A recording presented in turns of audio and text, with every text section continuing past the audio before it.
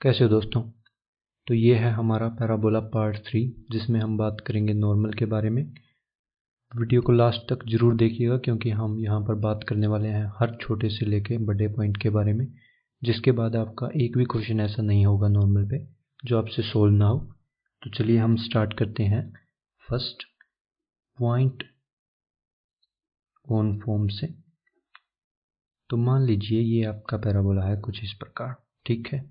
ये हमारी हो गई इस पे टेंजेंट और ये होगी हमारी नॉर्मल, ठीक है जी। ये आपको पॉइंट दिया हुआ है कुछ x1, y1, बहुत ही बढ़िया। और ये है आपका पैराबोला y² 4ax। अब आपको पता है अगर आपको इसकी टेंजेंट की इक्वेशन लिखनी हो तो आप लिखेंगे t 0 से और आपकी आएगी y1 2a x plus x1। ये आपको पता है, बहुत ही बढ़िया। अब यहाँ से अगर मैं स्लोप निकालूं टेंजेंट का तो वो आएगा अपना 2a/y1, ठीक है जी।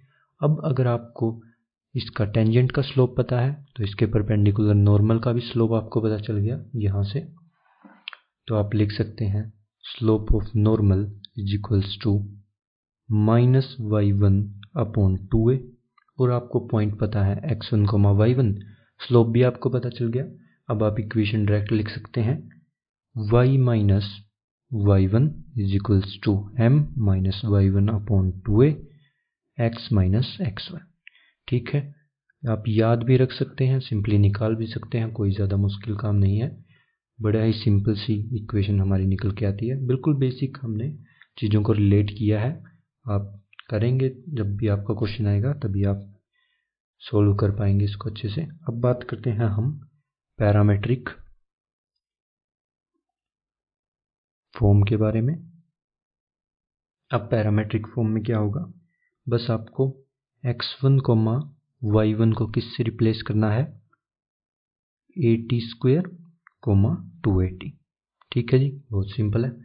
बस आपको यहाँ पर y1 की जगह रखना है 2at और x1 की जगह आपको रखना है 81।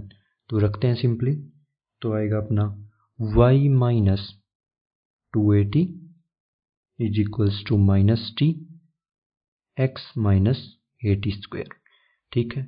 यहाँ से हमें पता चल गया कि जो हमारा स्लोप है m is equals to minus t, ठीक है जी। ये आप ध्यान रखेंगे। अब इसको थोड़ा सा सिंप्लीफाई करते हैं, बिल्कुल सिंपल है। y is equals to minus tx, ये मैंने से रखा, प्लस 2at, मैं इसको इधर लेके चला गया, प्लस at³। तो ये आपकी पैरामेट्रिक फॉर्म में आपकी इक्वेशन आ गई, ठीक है, नॉर्मल की। अब देखिए अगर आपसे पूछ लिया जाए फुट ऑफ नॉर्मल क्या है इस केस में, तो आप सिंपली बता देंगे यही हमारे फुट ऑफ नॉर्मल है at², 2at, ठीक है जी। अब देखिए स्लोप फॉर्म में हम इक्वेशन लिख लेते हैं इसकी। थर्ड स्लोप फॉर्म, बहुत ही सिंपल सी बेसिक सी चीज़ें हैं, याद भी रख सकते हैं आप, तभी निकाल भी सकते हैं क्वेश्चन में जैसा आपका मन करे। y इज इक्वल्स टू, बस t की जगह माइनस m आपको रखना है इस इक्वेशन में, तो आपकी आएगी mx minus 2am minus am³। अब यहाँ पर भी अगर आपसे फुट ऑफ नॉर्मल की मैं बात करूँ तो आप बता सकते हैं आएंगे हमारे am² माइनस 2am। ये अगर आप ध्यान रखेंगे तो ज़्यादा अच्छा होगा, ठीक है दोस्तों।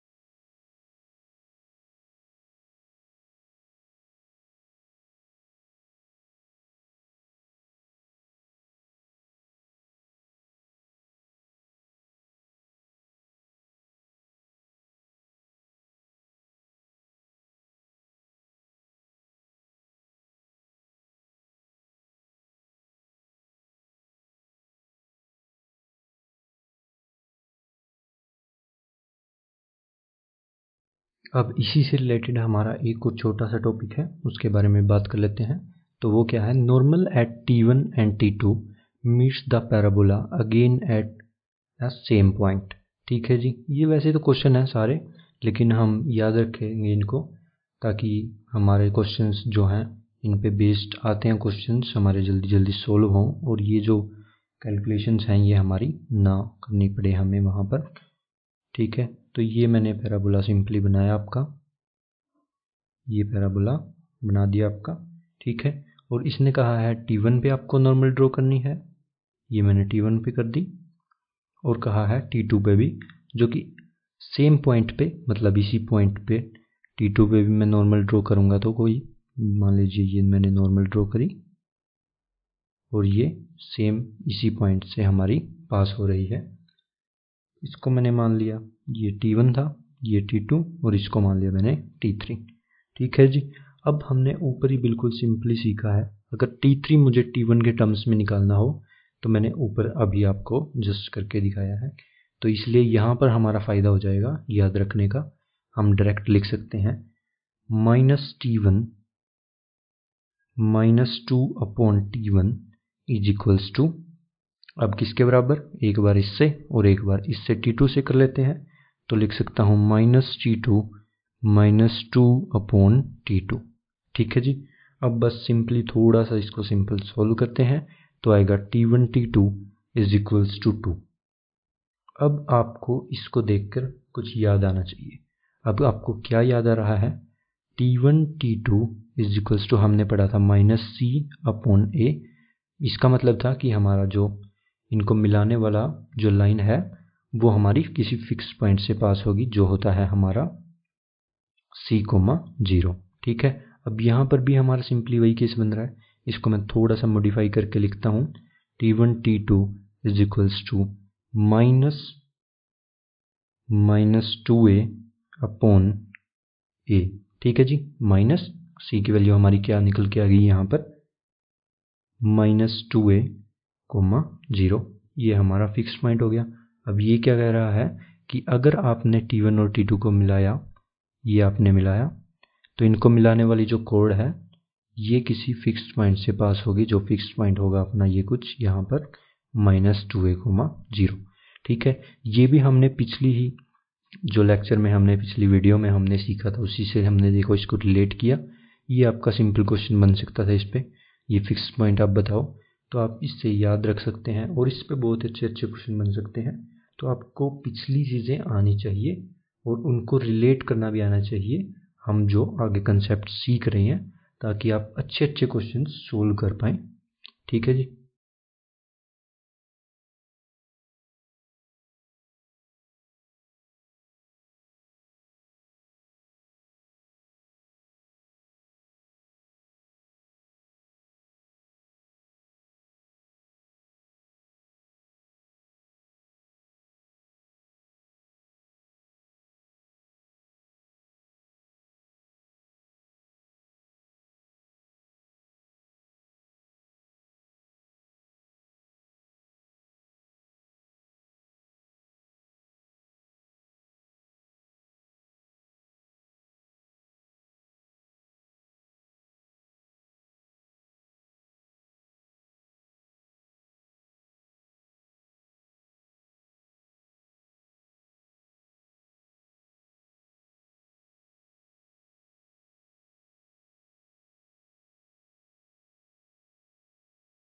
अब हम बात करते हैं इक्वेशन ऑफ नॉर्मल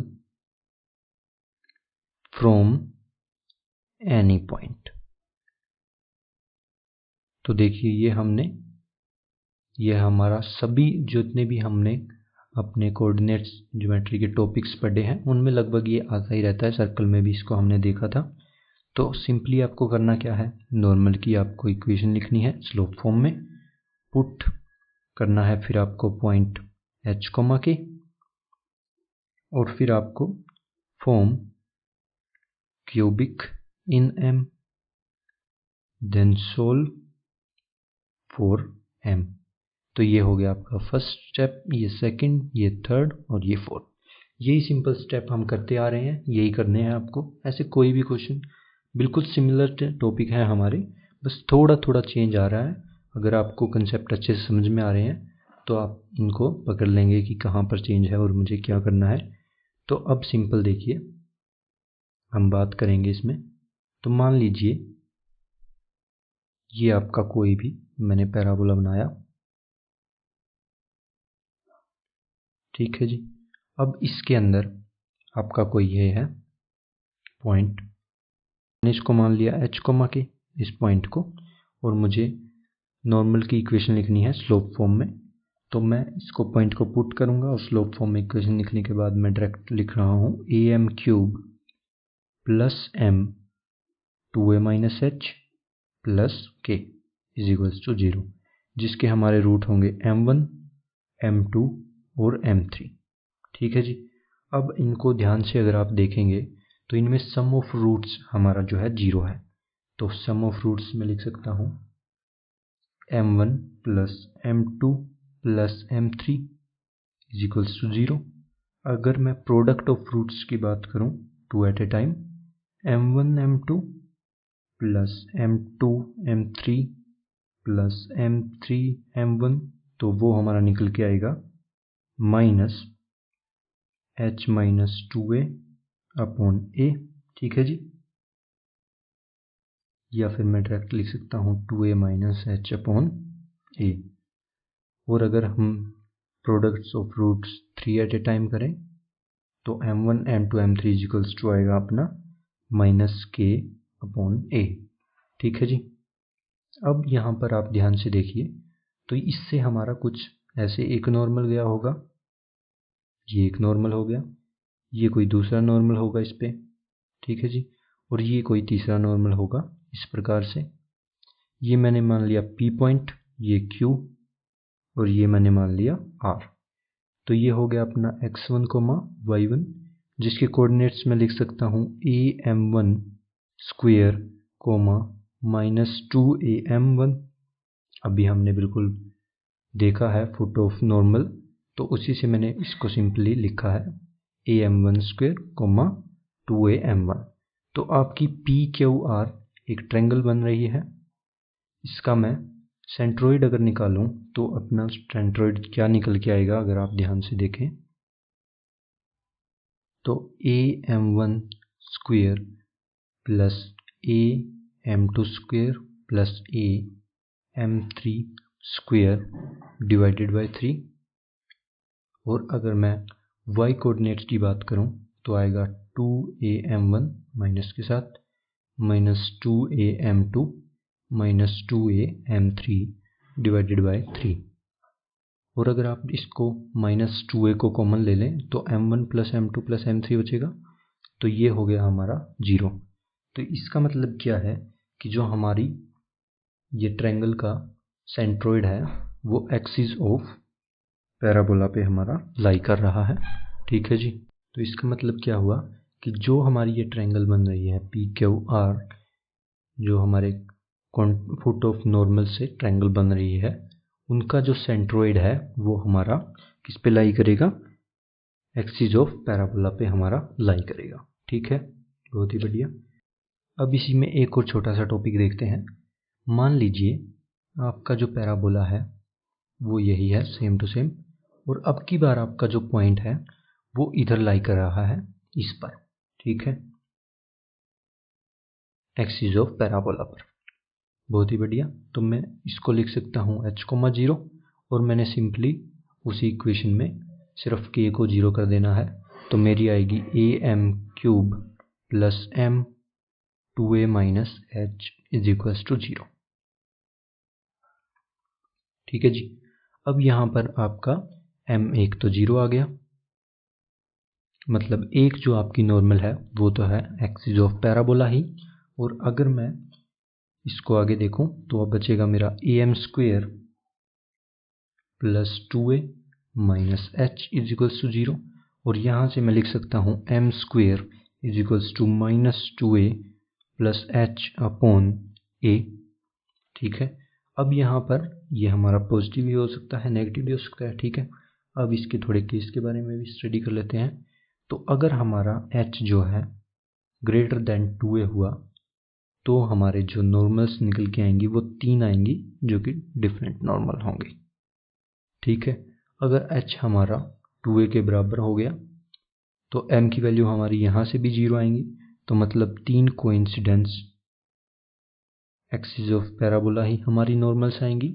और अगर आपका h जो है वो लेस देन 2a हो गया तो इसका मतलब क्या होगा, आपकी सिर्फ एक ही नॉर्मल आएगी। ठीक है, जो होगी हमारी एक्सिस ऑफ पैराबोला। तो अगर आपका पॉइंट इस पे लाई करता है तो भी आपको केस समझ में आ गए कि आपका क्या रहेगा क्या नहीं। और एक और पॉइंट आप ध्यान रखेंगे है कि आपके जो मैक्सिमम नॉर्मल होंगे किसी भी पैराबोला पर वो हो सकते हैं 3, और जो आपका मिनिमम होंगे नॉर्मल वो होंगे 1 से कम नहीं होंगे नॉर्मल। ये हम बात कर रहे हैं किसी भी पॉइंट से। ठीक है जी, अब इसी में एक और छोटा सा टॉपिक आता है, वो भी हम देख लेते हैं। वो है हमारा कॉमन टेंजेंट या फिर कॉमन नॉर्मल ऑफ 2 कोनिक्स।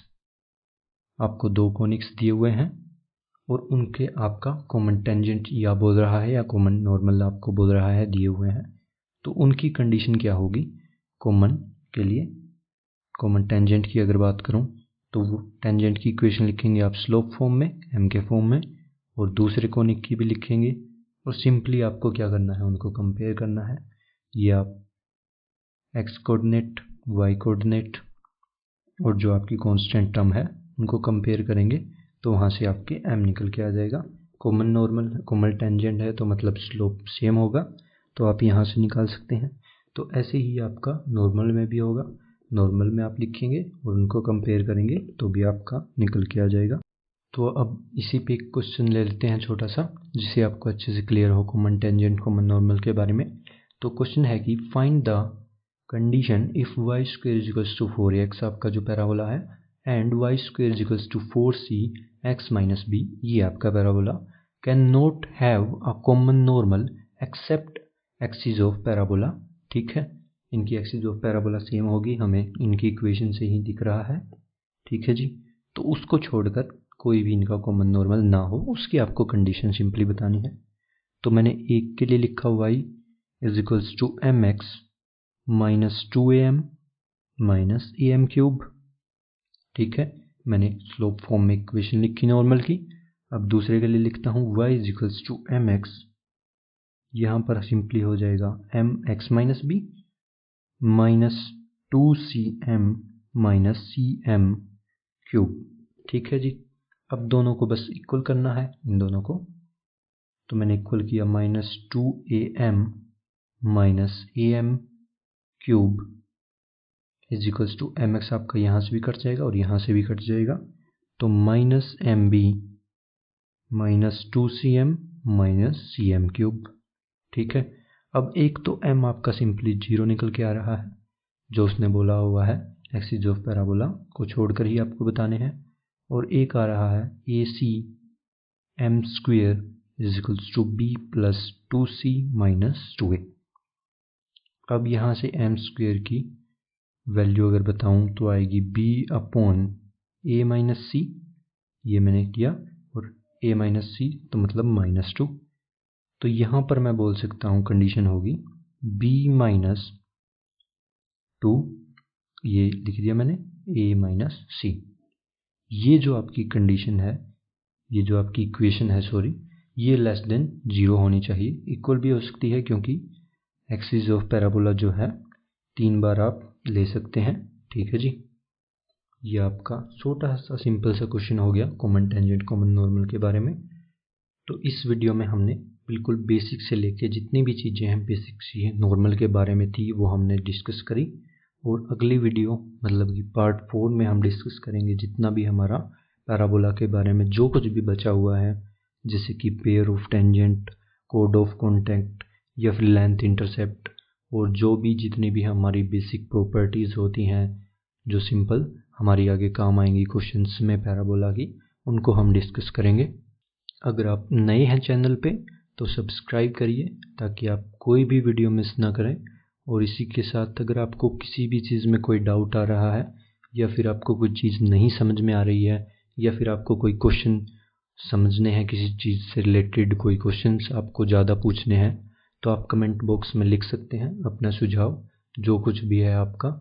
और शेयर करिए वीडियोस और चैनल को, ताकि जो भी बच्चे अफोर्ड नहीं कर सकते हैं कोर्सेज़ को, वो यहाँ पर फ्री में हमारा जितना भी हम पूरा कोर्स यहाँ पे करा रहे हैं उसको वो सीख सकें और हम सब एक साथ आगे बढ़ सकें। Thank you guys.